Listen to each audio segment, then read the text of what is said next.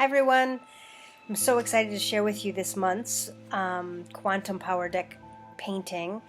It's special to me because I had started at February painting actually like around the 8th. Typically, right, they're always around the 15th of the month that I want them finished by so I can get the cards out to you and really feel the energy of February.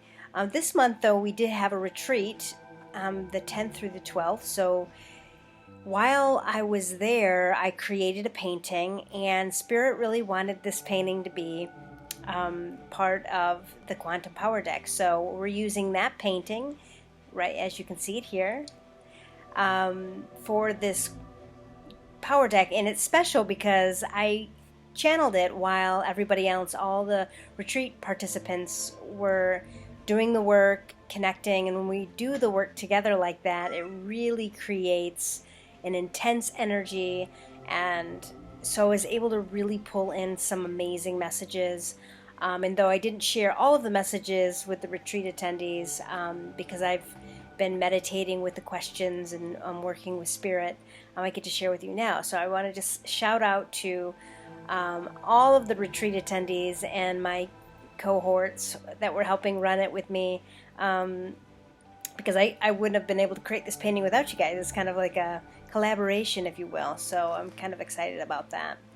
So here's the painting, and it's all about magic, and they really didn't want me to send this message until this new moon to kind of enhance the energy and the importance of kind of catalyzing this energy and these ideas forward. As you see here, there is a lot of magic, obviously with the dragon, right? But dragons have been around for centuries and centuries. Not necessarily in our young Western culture, but throughout history, in ancient civilizations, even before Egyptians, Assyrians, Chinese, Japanese. Dragons are representative of the spiritual world and our connection with it. And so it's kind of tapping into this space of the unknown, especially for our Western minds that are maybe not as aware of that energy, but it is partly time to embrace or integrate the magic of the East in a way. There is this dragon here is orange. It's really focused in on orange with these blue and purple undertones. And with it being orange and yellow and red, it really is this integration of these lower three chakras. I can't stress that enough. For those of you that have been struggling or moving through things at all, really kind of using sound healing techniques to harmonize these lower three chakras will really help. I'm going to send you guys links in the email of ones that have worked for me that I use as I'm moving through some of this space, because in a way they're saying like the new people that are being born now don't have some of the densities that we do in these lower three chakras. So in this way they have kind of a what would the word be? It would almost be enhanced or upgraded versions of our chakras, and they want to get us, the ones that are the light workers that have been here for a while, they want to kind of upgrade us to these new frequencies. So to do that, to harmonize and to balance this space, it's really important. Okay, so it really because our root chakra, which is red, which is at the base of our spine, is really about our connection with self and feeling safe. And without being able to feel safe, it's really hard to do anything, let alone allow yourself to feel your emotions, let alone allow yourself to be who you are and to act upon it. And just to feel very confident in who you are and your expression on this planet. I don't care what your age is, right? It's like there's still so much life to live, and so many things to do. I mean, that's what Spirit keeps saying over and over again. Just, yeah. So it being this dragon of orange and yellow and red, it is really, it's about joy, it's about magic. It's, orange is our second chakra, so it's the one in between our hips, it's kind of our intestines. It's our, it's kind of like it sits in the root chakra. And this space is our creativity, our joy, our sexuality, and it's very sensitive. This space is probably the most sensitive chakra through my exploration, and I'm not saying it's most sensitive for me, just through lots of different teachers have said that like the root chakra can handle a lot of fear. And still be sustainable and kind of power through without being affected. But the second chakra is very sensitive. It is the essence of water, and so in that way, water is very much easily affected.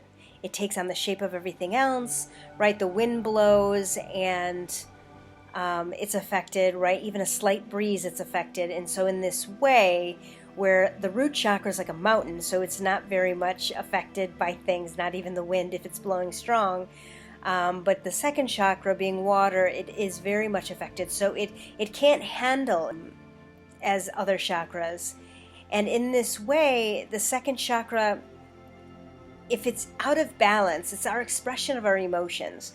So if there's ever a time in our life where we weren't able to process or flow with our emotional self, that's the part of our bodies that remember. And it's so vitally important to process those things, partly because it's in this chakra where we start, because of its sensitivity, it starts believing the fear. It becomes overwhelmed with the fear, if you, in a way.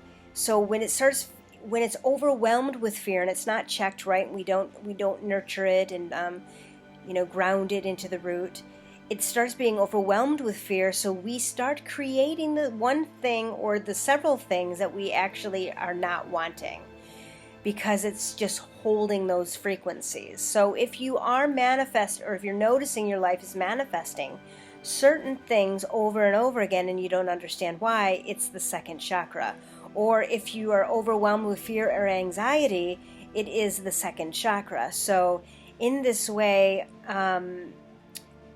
but it's also our space of really embracing all of our emotions. Our emotions are so much more powerful than like thoughts, right? In this way where, we can think things, but just enjoying love and sadness and fear and all of these intense things, that's how powerful this chakra is. And it's for the human experience, it's very, very powerful. It's a very powerful space.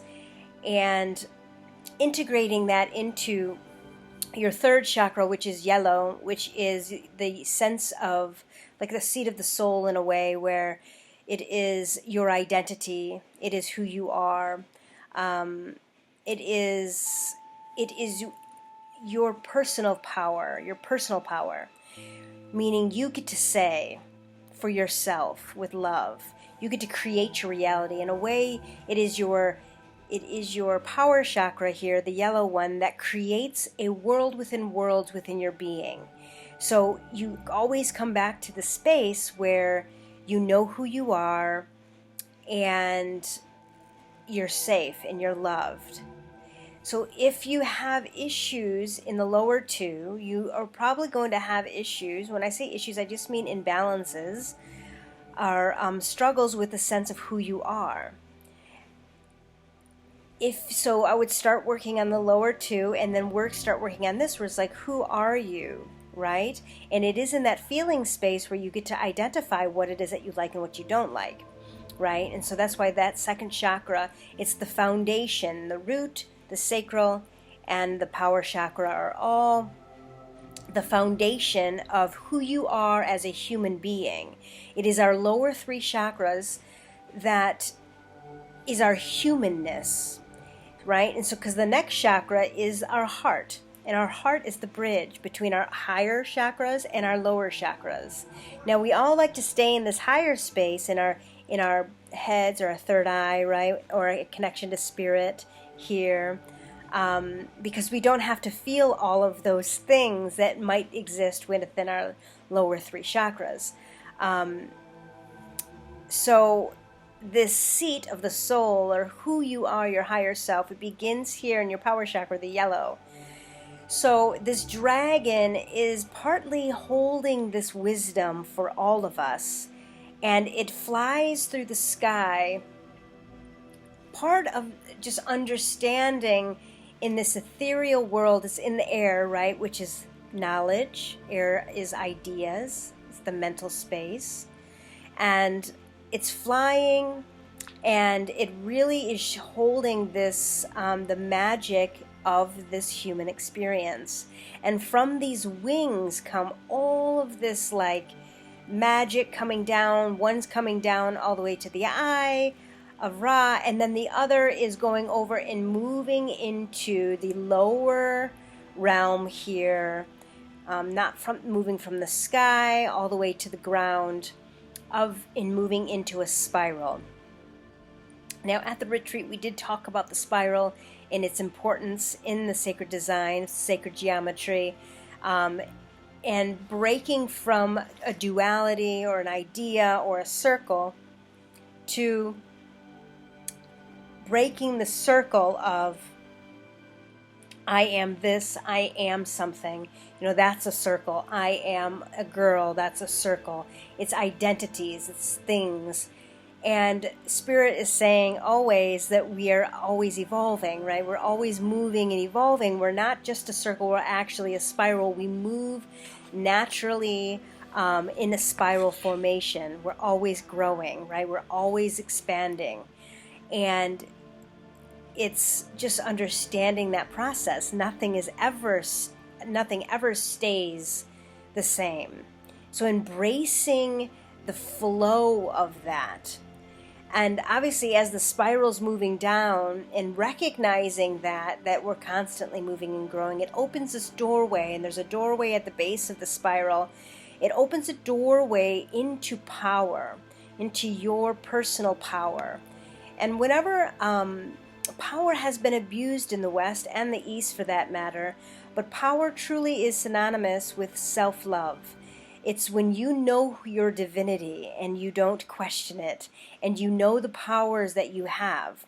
You know that you can create your own, you know that you do create your own reality, and that everything that you experience is a reflection for you to learn to love yourself more, or that you've created for a reason. There does get to a point where you no longer have lessons. You're no longer kind of reacting to life and reading it in that way. You do get to a place with self-love where you then just start manifesting the experiences that you desire to pull towards you. Not to say that you don't or can avoid sad things happening, or conflict arising, or intense situations that one may deem negative. We're not avoiding those things. By ascension isn't avoiding those things, right? You look at any of the masters that came before us, and they dealt with a lot of conflict. And so in this way, it was more about they were able to react or respond in a way that was of love, and it didn't affect their power, right? It didn't affect the world that they created within them, that power chakra, right? So it's a beautiful lesson just to say, you can be in a storm and you know that you're loved no matter what, and you know who you are, and all is well. I mean, that's masterful, right? And that's available to all of us. And it starts with mastering the self by understanding, creating a safe world, understanding our emotional self. And as we do those things, we're literally sharpening our sword in a way, our power, our swords of truth, where we are able to discern and create beautiful reflections of our love. We have the dragon, and it's in the sky, and it's in this dark kind of sky that's purpley and blue. And that's this new earth that we're in right now. There's a lot of new energy that's around us, and we don't understand it as we're in it. It's like everything feels so different, and in that differentness, it is uncomfortable because nothing is how it used to be, and it's uncomfortable. I mean, that's really the best word to say here. And we're at like dawn, the dawning of this new earth, meaning we're just beginning to see the light, and that's obviously represented here. And I just want to see if I can show you something. Nope, I can't do that. So we are in this dawn, and it is things aren't as they are. Things aren't what they seem. So in this way, they really want to just send so much love and let you know all is well. And though things are stirring up everywhere, and people's pain is becoming really obvious, right? It's really necessary to see your pain. Like, it's really just like it's necessary to even feel your own pain or feel your own fear. And that's really overwhelming for us, right? And we're doing the work. And so you can imagine what it's like for somebody, because everyone's awakening and they're overwhelmed with their feelings, and we don't address mental health or emotional health or spiritual health as a collective or as a culture yet. And so as we're recognizing and seeing all of these people that might be reacting or responding to their fear in fearful ways, it really is just an expression of their own pain. And it is creating pain for others. It does. But not forgetting who we all are. I mean, that's really important here, is just sending love and light when, in controlling the things that we can control, and sending love and light when we don't understand something. And I'm saying this to somebody specifically. It's like all is well. We need to see the problem so we can find the solution. And it is unfortunate that we are in these dark ages. Will be considered dark ages, where murder still happens, where bad things like that happen. There will come a time, hundreds of years from now, where that will not even be in our reality. That's part of this new earth. This is what we're creating, but we do have to see the pain so we can heal it. So that's part of the sun here. The sun is separated with the water, and so in this way, it's not like the sun is half all the way in the sky where it's all bright and light. Half of it's in the water, which means we're still moving through our emotional space. Water is representative of emotions, right? So we're still moving through that emotional space. And red is we're trying to create a safe reality everywhere. One that is grounded in love and sustainability. One that is grounded in compassion. The root chakra is so important. It is the foundation. Just the lower three chakras are important, but if you're moving and we're experiencing a lot of fear, we need to send love and light to our root chakra. And all of our chakra systems are connected to the earth. So sending even love and light to the earth and calling on the earth to help harmonize and balance our chakras. It is very important. It's very important. So just recognizing, though, you can see here the water is calm, meaning you are learning to become a master of them, meaning whatever arises, even though it might not be calm all the time, maybe it's anger or sadness or fear or whatever, right? You're beginning to master them where it doesn't have to be this tumultuous wave, right? It's like, in a way, what this painting's representing is like Noah's Ark, in a way where you're learning how to rise above the water and survive the storm. And it is taking responsibility and focusing in on the self. and sending love and teaching where you can. That is really the message here. And you can see here the sun is the lower 3 chakra colors. Again, you have red, orange, and yellow. But half of the sun, which is our power right now, is our emotions, and it is a mastery of the emotional self. So when in doubt, feel. When you don't know what to do, feel. And get into that habit. Create these new spiritual practices of mastering the emotions. Brendan and I are going to talk about this until the day we leave this planet. It literally is, the emotions are a key and a doorway to so much. It's connected to who you truly are. Because your emotions are, they can't lie, right? And so they are linked to what you personally love, your personal expression of the great I am, like what you love, what your passions are, what your joys are, and that's your reflection of I am, and that's a beautiful thing. So of course our emotions are a huge component of that. So we have to understand them, and what we don't look at controls us. So by not looking at them, it's just our subconscious that starts ruling, like the fears start ruling our choices and manifesting and creating our realities outside of ourselves.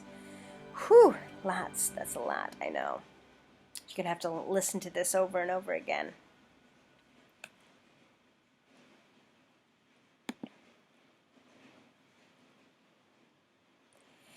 So, moving from that sun, it is also the new moon. And that is why they wanted me to wait until today to do it, to share the video, to share the information. You know, you see the phases of the moon here, and the moon is a very beautiful partner in the earth, in our expression of humanity. It is an energetic framework. It's part of the energetic framework of duality itself, and how we function and how we perceive reality. So, excuse me, tired. So partly it's symbolic of, there's phases. Everyone's going through phases, and it's also representative of the great Native American medicine wheel. And just mastering and understanding the process of life. Moving, constantly moving. It is a two-dimensional expression of the spiral itself. So we're moving, and if you sped it up, it would actually seem like we're not moving at all. So it's like it's an illusion, right? Time is kind of an illusion. And it's just understanding we are in this new moon, we're in this new beginning. And where there's a clean slate in a way where we can create anything that we want. And that's partly why this dragon is sitting right on top of this new moon, being like, no, dream big, think big, do this, right? Anything is truly possible. And wherever you're like, yeah, but, that's just your brain. And that's partly just social conditioning, or family conditioning, or school conditioning, all sorts. It's just conditioning. Because if you were just separate from society, and you had nothing but a relationship with spirit in the trees or in the woods or whatever, you really wouldn't have so many limitations. So they're saying, and maybe you don't have limitations, they're just saying dream big. You know, don't put yourself in any box. So just even when you're manifesting in an open way of saying, hey, I want this and more. Or saying, I want whatever's best for my highest and greatest good.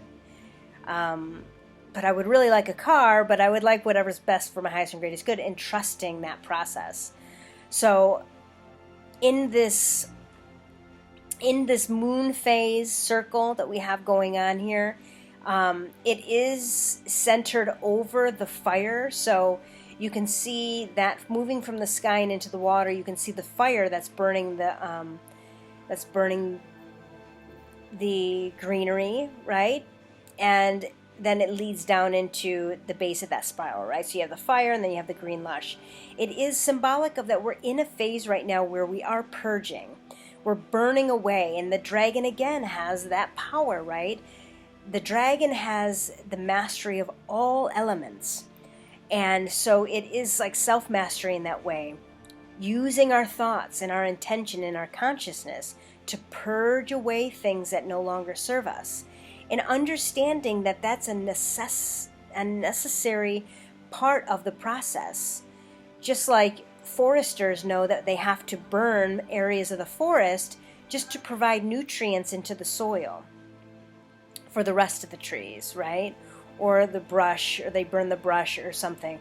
It's just an important process. Just like, the symbolism of volcanoes, and how wherever the lava from the volcano spurs up and destroys everything down is the one space where beautiful, lush, new plants and flowers that are beyond our concept that are created. Like, if you've ever seen the flowers from lava, I mean, they're extraordinary.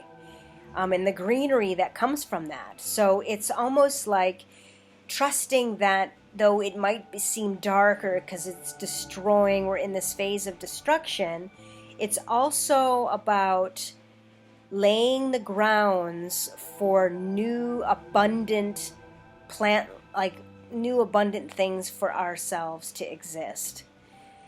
But we are in this phase of burning. We're in this new earth, right? New phase. We are burning away the old, the things that no longer serve us. And that's partly where we're at right now. And so consciously control what that is for you. Use your intention. Don't be a victim to it, being like, whatever, this is burning. If you don't want something to burn, you don't have to allow it to burn. Just say, hey, is it for your highest and greatest good? Or I want to burn anything that no longer serves me. I want to burn away all these old emotions that I might be carrying in my second chakra. Or I want to burn away all these outdated belief systems in my mind. I feel that dragon's breath through my mind and through my body. Please, thank you. Right? See? Using it to your advantage. Because after this is where it will seed this beautiful growth. It's abundant growth, right? And it's trusting this process, trusting this phase. Everything is truly going to be okay.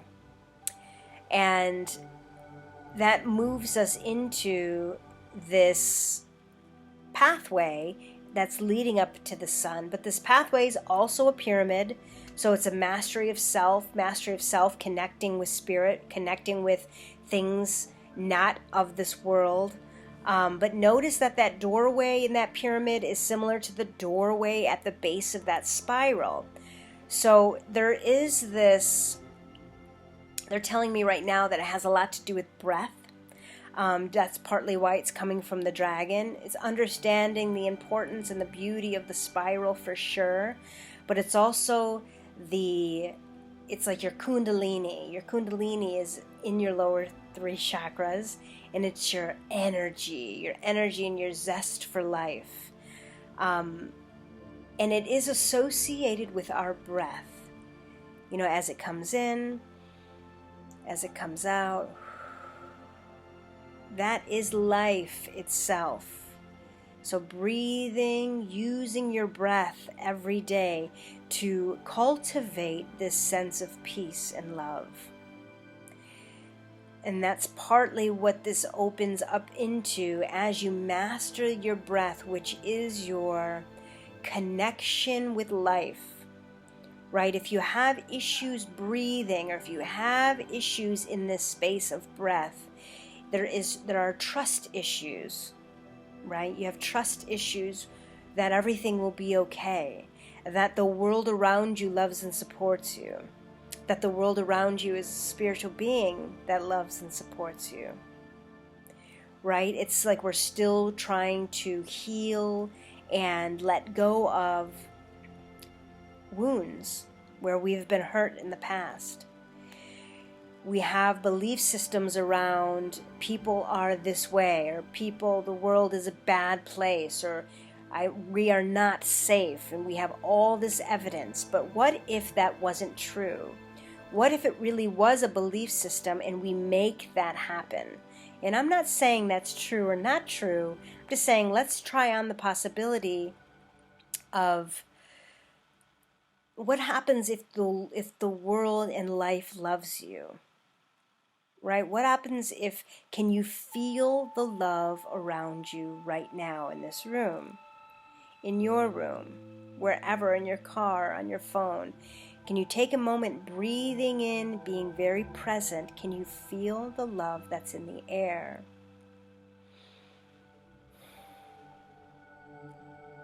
Can you feel the love that's in everything, every living thing, everything that's even inanimate?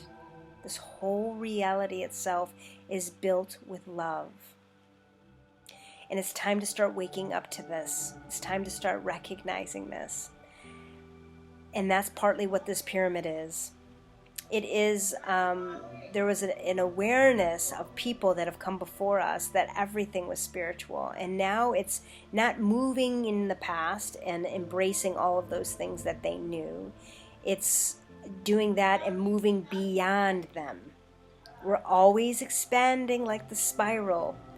It's not a circle. We're always expanding. So in that way, we're always you're meant to move beyond me. You're meant to move beyond yourself, really, right? You're constantly growing and changing. And that's this pyramid. And with that, and with the mastery of really learning to trust your breath in your process of life, right?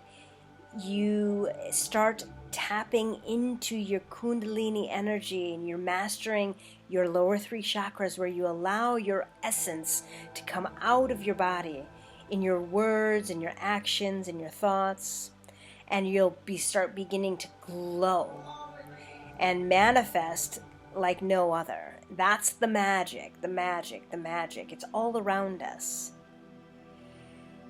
And so lastly, part of, and I say Kundalini, right? Kundalini is, tails are associated with Kundalini because it's an extension of your root. So this dragon's tail is powerful, very, very powerful. And it's coming down into the Eye of Ra. Now the Eye of Ra, it's interesting that it even came up. So the Eye of Ra is representative, it's an ancient Egyptian kind of symbol. Ra is the sun god, and it's masculine in its essence, right? It forces his energy out, and its counterpart was this Eye of Ra, which is a feminine version of Ra energy. And he sent the Eye of Ra down into the earth to his daughter to hold.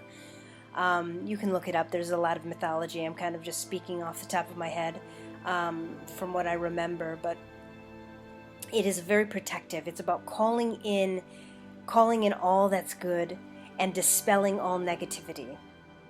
Okay? And but it's important to understand, to me, why it is based on a female figure even holding this energy. And the female energy, we all have it, whether you're male or female. We've talked about this before. It's about knowing thyself. And that's partly why this Eye of Ra is surrounded with those colors, red, orange, and yellow again. It's the mastery of self. And that is the ancient mastery of the femininity for all of us, no matter your gender. You know, do you feel safe to be who you are? Can you express yourself and feel and understand? Can you feel your feelings as they're arising and handle them with the frequency and harmony of love and support? Are you validating? Are you hearing? Are you listening to yourself? Right? Are you loving yourself? And as you master this self-lovery, in a way, it cultivates, it dispels negativity, right? Because fear only lies, and it really draws to you wealth and health, all sorts of things. And it is also about our connection to all things, right? Like if you look at birth and women and how we give birth and then they give birth and then they create, and how this connectedness to all beings, all life in general. And that's such an important component here, because I am you and you are me. And if you need to focus on you, that's what you're being called to do. So no matter what's arising for you, stay there. You know, you're not being selfish. You're not like, don't let the mind pull you away from your emotional being or where you're meant to be. That's the feminine mastery. Because there will come a point when you will no longer need to focus just on you. And you'll start really celebrating in the love that you feel and see all around you. And that is also what the Eye of Ra is. It's the law of one, the law of unity, the law of connected consciousness. So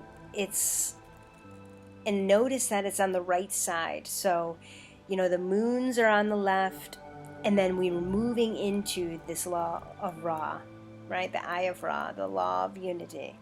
And we do this, like the whole painting itself is this cycle or this spiral.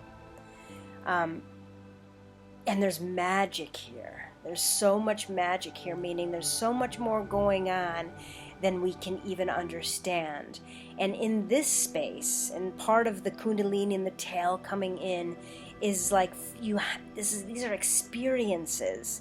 You have to cultivate your own relationship with spirit, even beyond this video, like sitting with yourself in spirit and having conversations and having feelings and allowing yourself to say, I want to see you, or I want to hear you, or whatever it is, and trusting whatever arises for yourself. And just having those experiences. That's not a thought, right? That's not just a feeling. It's all of it together, which is hard to articulate with just words, right? It's an experience.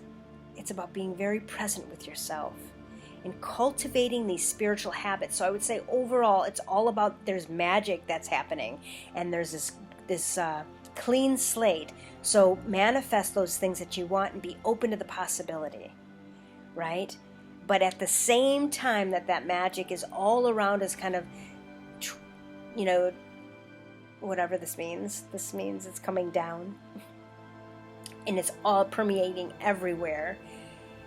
It's also about you cultivating this beautiful relationship with spirit that is uniquely yours.